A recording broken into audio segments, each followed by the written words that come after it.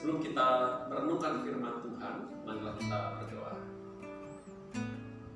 Bapa Surgawi, kami bersyukur untuk kasih-Mu yang memelihara hidup kami sepanjang hari ini, dan yang masih memberi kepada kami waktu kumpul bersama keluarga dan akan merenungkan firman. Bantulah agar Roh bekerja, tapi akal budi kami juga mengerti firman yang akan kami sampaikan, sehingga firman ini boleh membangun iman kami dan mewujud nyata di dalam hidup setiap hari. Di dalam nama Tuhan Yesus Kristus kami berdoa. Amin. Bapak, Ibu, dan saudara-saudari, sesuai dengan puji dan janji, bacaan kita hari ini terambil dari kitab 1 Korintus pasal 14 ayat 6 sampai 9, dilanjutkan ayat 15 sampai 19. Inilah sabda Tuhan bagi kita. Jadi saudara-saudara, jika aku datang kepadamu dan berkata-kata dengan bahasa roh, apakah gunanya itu bagimu jika aku tidak menyampaikan kepadamu kenyataan Allah atau pengetahuan atau nubuat atau pengajaran? Sama halnya dengan alat-alat yang tidak berjiwa tetapi yang berbunyi seperti seruling dan kecapi. Bagaimanakah orang dapat mengetahui lagu apakah yang dimainkan seruling atau kecapi kalau keduanya tidak mengeluarkan bunyi yang berbeda? Atau jika nafiri tidak mengeluarkan bunyi yang terang, siapakah yang menyiapkan diri untuk berperang?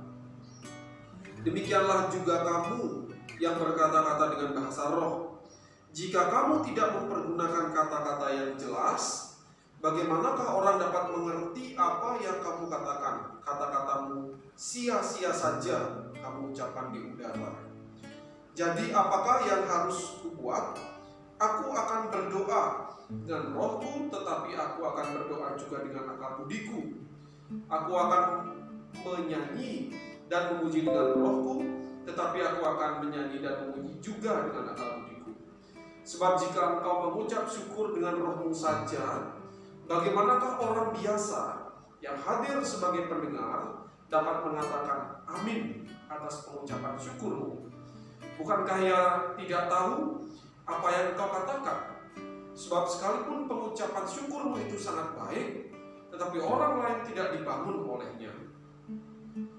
Aku mengucap syukur kepada Allah bahwa aku berkata-kata dengan bahasa roh lebih daripada kamu semua.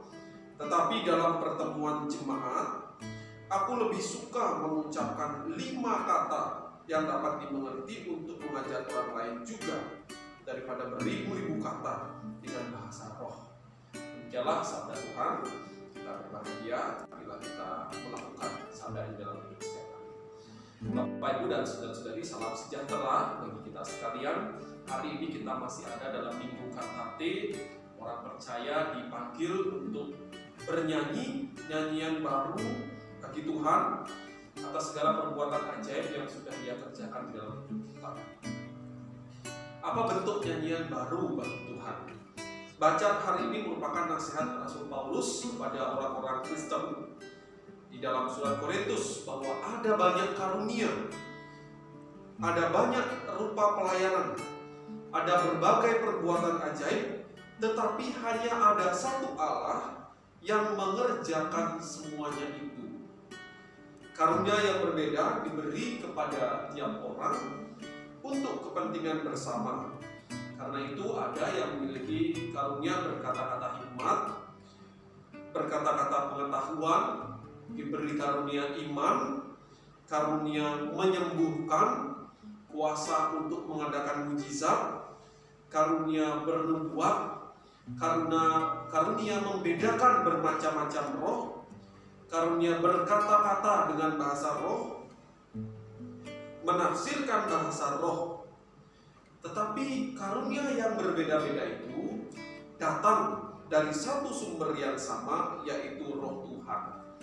Sama seperti satu tubuh terdiri dari banyak anggota, begitulah orang percaya dengan karunia-karunia yang berbeda digunakan untuk kepentingan bersama. Bukan sebaliknya, yang berbeda justru menjadi sumber perpecahan karena merasa diri lebih benar dan lebih baik daripada yang lain.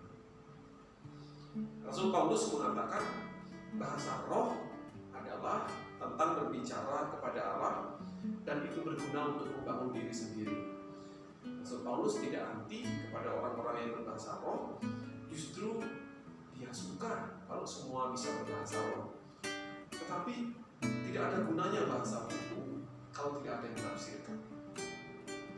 Yang katakan seperti alat musik, bila ia hanya didiamkan saja, orang tidak mengerti lagu apa yang dimainkan. Karena itu alat musik perlu dimainkan agar mengeluarkan bunyi supaya orang mengerti lagu apa yang sebenarnya sedang dimainkan. Demikian juga dengan bahasa roh. Sia-sia bila tidak menggunakan kata-kata yang jelas atau kata yang dapat dimengerti. Maka Rasul Paulus menggunakan dirinya sendiri sebagai contoh. Bila ia diberi kesempatan untuk memilih, maka ia akan memilih berdoa dan bernyanyi di dalam roh, tetapi juga berdoa dan bernyanyi dengan menggunakan akal budi yang dapat dimengerti oleh manusia. Artinya doa dan nyanyian itu baik untuk mendekatkan diri kita kepada Allah, tetapi juga baik untuk mendekatkan diri kita kepada sesama, supaya tidak hanya diri kita sendiri yang merasakan pertumbuhan, tetapi orang lain juga yang mendengar doa dan nyanyian kita beroleh penguatan. Bagi Rasul Paulus, di dalam pertemuan-pertemuan jemaat atau ibadah-ibadah, ia lebih suka menggunakan 5 kata sederhana saja, tetapi dapat dimengerti, daripada beribu-ribu kata dengan bahasa roh, namun tidak dimengerti oleh orang yang mendengar.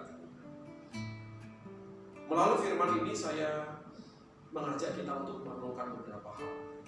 Yang pertama, Rasul Paulus sama sekali tidak sedang merendahkan atau menyepelekan karunia berbahasa roh. Bahasa roh seperti karunia-karunia yang lain adalah penting dan baik untuk pembangunan jemaat. Sebab ia datang dari roh Tuhan yang satu dan diberi kepada orang untuk membangun tubuh Kristus.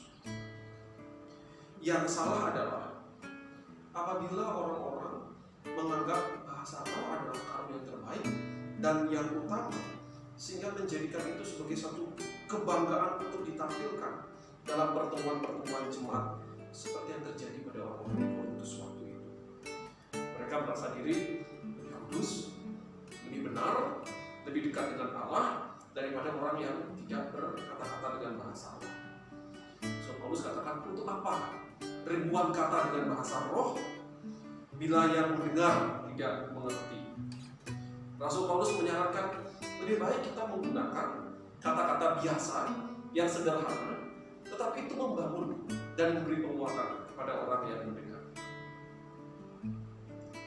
Apakah kita menjadi pribadi yang lebih baik dan serupa dengan Kristus dan lebih menghargai sesama, atau justru menjadi pribadi yang arogan, merasa diri pemegang kebenaran mutlak, sementara mereka yang tidak memiliki karunia berbahasa roh adalah tidak baik? Nah, inilah yang pertama yang ingin ditekankan oleh Paulus. Karunia berbahasa roh seharusnya menjadi jalan untuk pertumbuhan iman kita dan juga orang lain.